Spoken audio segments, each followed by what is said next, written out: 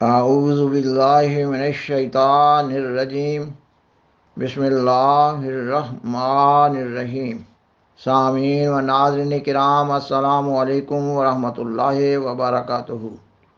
مخالف و معاند علماء کی طرف سے سیدنا حضرت مسیح موعود علیہ السلام پر ایک یہ الزام لگایا جاتا ہے کہ نعوذ باللہ آپ علیہ السلام کا ایک دعویٰ محمد صلی اللہ علیہ وسلم ہونے کا ہے۔ مخالف و معاند علماء کا آپ علیہ السلام پر یہ ایک جھوٹا اور من گھڑت الزام ہے۔ مخالف و معاند علماء کا یہ خود ساختہ دعویٰ ہے، اور پھر وہ اپنے اس خود ساختہ بہتان کی تشریح بھی خود ہی کرتے ہیں۔ مخالف و معاند علماء اپنے اس خود ساختہ بہتان کی کئی ایک تشریحات کرتے نظر آتے ہیں۔ جو کچھ کسی کی زبان پر آتا ہے کہتا چلا جاتا ہے۔ مثلاً جھوٹے طور پر یہ کہا جاتا ہے کہ آپ علیہ السلام نے اپنی ذات میں محمد صلی اللہ علیہ وسلم ہونے کا دعویٰ کیا، تو اس کا مطلب یہ ہے کہ دو محمد رسول اللہ ہیں، ایک وہ جو عرب میں پیدا ہوئے اور دوسرے وہ جو قادیان میں پیدا ہوئے۔ معاند و مخالف علماء اپنے اس خود ساختہ بہتان کی ایک تشریح اس طرح بھی کرتے نظر آتے ہیں کہ آپ علیہ السلام نے نعوذ باللہ سیدنا حضرت محمد صلی اللہ علیہ وسلم کے ہم مرتبہ ہونے کا دعویٰ کیا ہے، اور ہم مرتبہ ہونے کی وجہ سے نام محمد صلی اللہ علیہ وسلم کا استعمال کیا گیا ہے، جبکہ حقیقت یہ ہے کہ سیدنا حضرت مسیح موعود علیہ السلام کا دعویٰ الہام الہی کی بنا پر سیدنا حضرت محمد رسول اللہ صلی اللہ علیہ وسلم کی بعثت ثانیہ کے مصداق ہونے کا ہے۔ اور بنیادی حقیقت تو یہ ہے کہ قرآن مجید کی سورۃ الجمعہ کی آیات 3 اور 4 میں سیدنا حضرت محمد صلی اللہ علیہ وسلم کی پہلی بعثت امیین میں ہونے کا اور دوسری بعثت آخرین میں ہونے کا ذکر ہے، اور سیدنا حضرت محمد صلی اللہ علیہ وسلم نے اپنی دوسری بعثت کی خود ہی تشریح بھی فرما دی ہوئی ہے، اور یہ تشریح حدیث کی کتاب صحیح بخاری میں کتاب التفسیر میں تفسیر سورۃ الجمعہ کی تفسیر کے سلسلہ میں بیان ہوئی ہے کہ آپ صلی اللہ علیہ وسلم کی دوسری بعثت آخری زمانہ میں ایک فارسی اور نسل وجود کے ذریعہ ظہور میں آوے گی۔ یہ وہی موعود وجود ہیں جن کو حدیث میں امام مہدی و مسیح موعود کہا گیا ہے، اور سیدنا حضرت مسیح موعود علیہ السلام نے اپنے دعویٰ کو سمجھانے کے لیے اپنی تحریروں اور تقریروں میں بار بار سورۃ الجمعہ کی آیات 3 اور 4 اور صحیح بخاری کی مذکورہ حدیث کو بیان فرمایا ہے، اور مخالف اور معاند علماء کے مذکورہ اعتراضات کو رفع کرنے کے لیے آپ علیہ السلام نے اپنے دعویٰ کو بڑی وضاحت سے بیان فرمایا ہے، یہ کہ آپ علیہ السلام سیدنا حضرت محمد رسول اللہ صلی اللہ علیہ وسلم کی بعثت ثانیہ کے مصداق ہیں، اور آپ علیہ السلام نے بعثت ثانیہ کے مفہوم کو قریب الفہم کرنے کے لیے ذل اور بروز کی اصطلاح استعمال کی ہے، کیونکہ مخالف و معاند علماء کا مقصد تو فتنہ فساد برپا کیے رکھنا ہے۔ اس لیے وہ قرآن مجید کی سورۃ الجمعہ کی آیات 3 اور 4 اور صحیح بخاری کی مذکورہ حدیث کو زیر بحث ہی نہیں لاتے، اور مخالف و معاند علماء ذل اور بروز کی اصطلاح کو غیر اسلامی اصطلاح کا نام دیتے ہیں، اور ان کا موقف بہت حیران کن ہے۔ ان کا کہنا ہے کہ سیدنا حضرت محمد صلی اللہ علیہ وسلم کا سایہ ہی نہ تھا تو کوئی شخص آپ صلی اللہ علیہ وسلم کا ذل اور بروز کس طرح ہو سکتا ہے؟ یہ ایک بہت نامعقول موقف ہے، اور ملا کی روحانی اسرور و رماز سے اور ملا کی روحانی اسرور و رموز سے ناواقفیت کا نتیجہ ہے۔ سامعین و ناظرین کرام،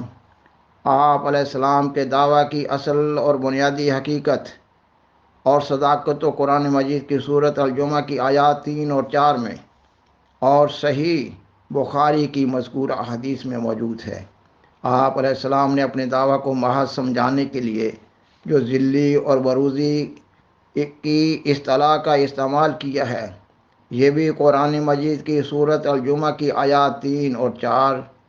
اور صحیح بخاری کی مذکورہ حدیث سے ہی مترشح ہو رہی ہے۔ اور اسلام میں بزرگان سلف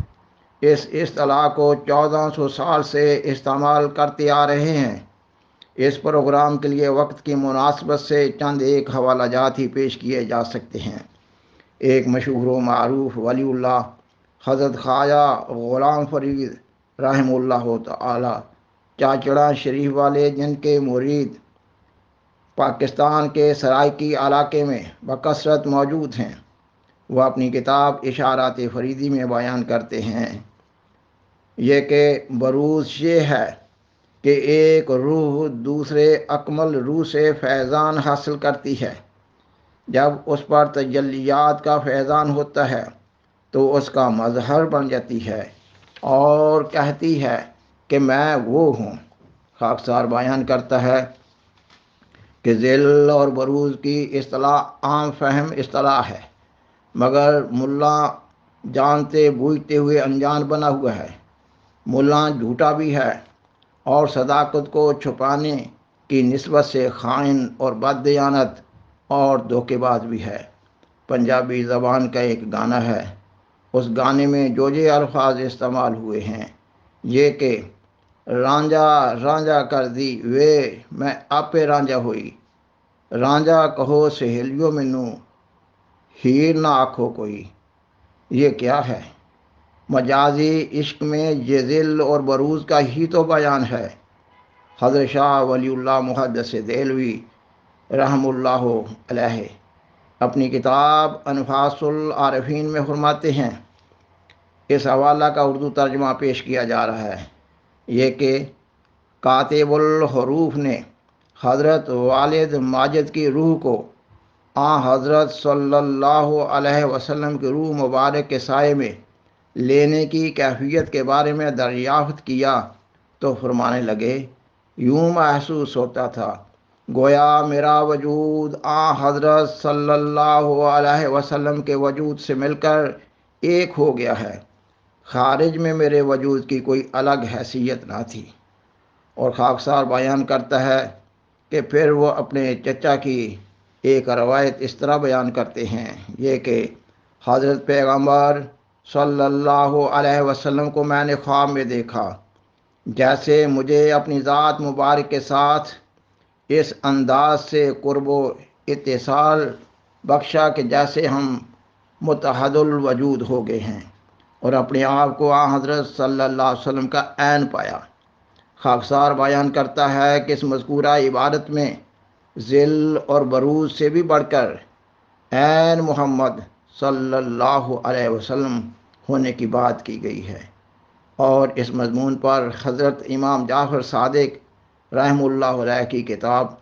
بہار الانوار کے ایک حوالہ کا اردو ترجمہ پیش کیا جا رہا ہے۔ حضرت امام صاحب فرماتے ہیں کہ جب حضرت امام مہدی ظہور فرمائیں گے تو وہ فرمائیں گے، اے تمام لوگوں سن لو، جو ابراہیم اور اسماعیل کو دیکھنا چاہے تو یاد رکھے کہ وہ ابراہیم اور اسماعیل میں ہوں، اور جو موسیٰ اور یوشع کو دیکھنا چاہے تو وہ موسیٰ اور یوشع میں ہوں، اور جو عیسیٰ اور شمعون کو دیکھنا چاہے تو وہ عیسیٰ اور شمعون میں ہوں، اور جو محمد صلی اللہ علیہ وسلم اور امیر المومنین کو دیکھنا چاہے تو وہ محمد صلی اللہ علیہ وسلم اور امیر المومنین میں ہوں، اور جو حسن اور حسین کو دیکھنا چاہے تو وہ حسن اور حسین میں ہوں، اور جو نسل حسن میں ہونے والے آئمہ کو دیکھنا چاہے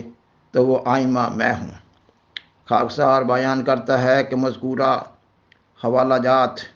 اور کئی ایک ان جیسے اور حوالہ جات کی موجودگی میں کس طرح کہا جا سکتا ہے کہ ذل اور بروز کی اصطلاح غیر اسلامی اصطلاح ہے۔ کتاب تذکرۃ الاولیاء اردو میں ایک روایت اس طرح بیان ہوئی ہے یہ کہ حضرت بایزید بسطامی رحمہ اللہ تعالی سے پوچھا، عرش کیا ہے؟ فرمایا، میں ہوں۔ کرسی کیا ہے؟ فرمایا میں ہوں۔ پوچھا لوح قلم کیا ہے؟ فرمایا میں ہوں۔ پوچھا کہتے ہیں ابراہیم اور موسیٰ اور محمد صلی اللہ علیہ وسلم اللہ کے برگزیدہ بندے ہیں۔ فرمایا میں ہوں۔ سامعین و ناظرین کرام، اسلام میں فنا فی اللہ ہونے اور فنا فی الرسول ہونے کی اصطلاح تو جانی پہچانی اصطلاح ہے۔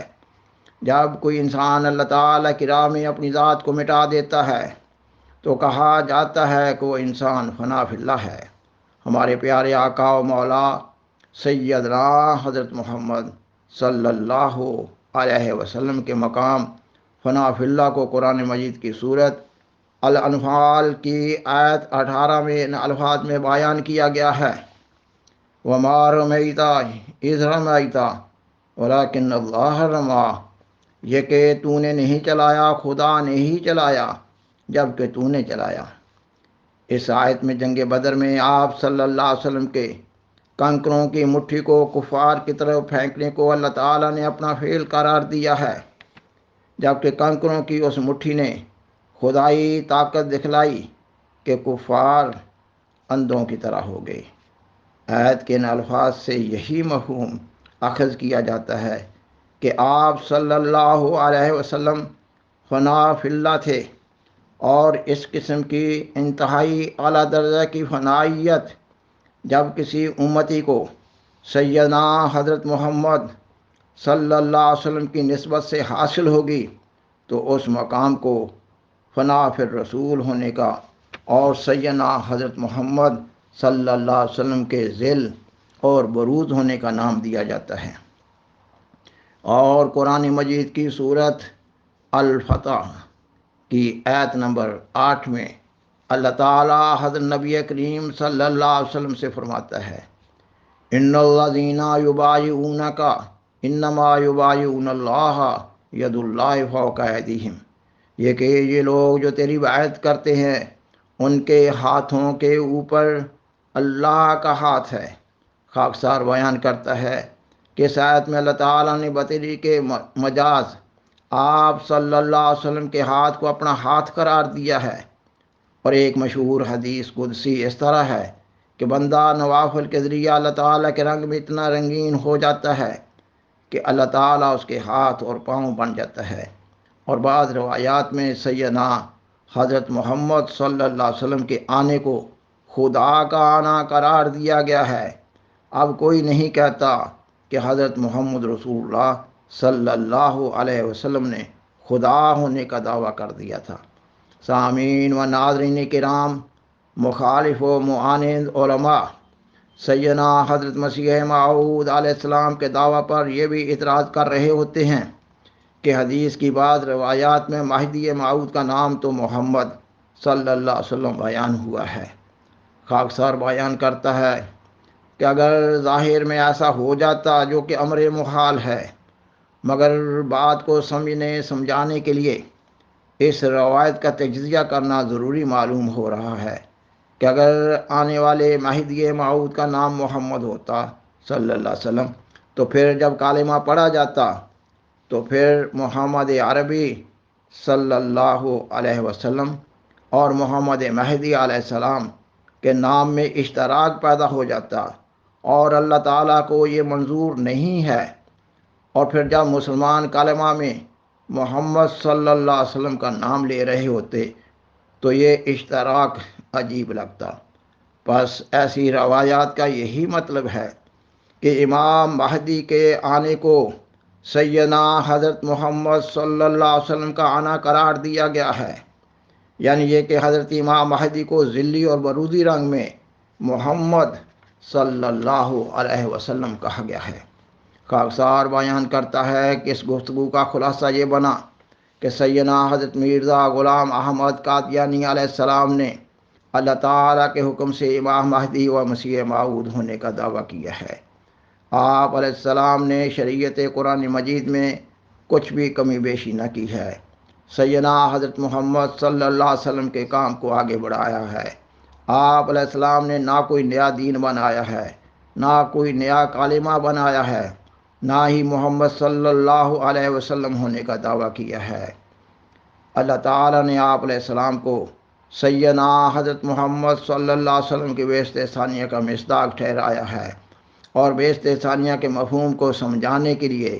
آپ علیہ السلام نے اپنے لیے ذل اور بروز کی اصطلاح استعمال کی ہے۔ اگر آپ علیہ السلام کا دعویٰ کسی رنگ میں بھی نعوذ باللہ محمد صلی اللہ علیہ وسلم ہونے کا ہوتا تو پھر آپ علیہ السلام ذلی اور بروزی کی اصطلاح سے کیوں بعثت ثانیہ کے مضمون کو سمجھانے کی کوشش کر رہے ہوتے، اور کیوں اپنے لیے امتی نبی کا لفظ استعمال کرتے؟ مخالف و معاند علماء آپ علیہ السلام کی تحریروں اور تقریروں میں ان تمام امور کی وضاحت موجود پاتے ہیں، مگر وہ مخالفت برائے مخالفت کے پروگرام پر گامزن ہیں۔ سامعین و ناظرین کرام، بالآخر درخواست ہے کہ برائے مہربانی اس پروگرام کو دوسروں سے شیئر کریں اور آج راہ کرم اس چینل کو سبسکرائب کریں۔ جزاکم اللہ تعالی احسن الجزا، وآخر دعوانا ان الحمد للہ رب العالمین، والسلام علیکم ورحمۃ اللہ وبرکاتہ۔ شکریہ۔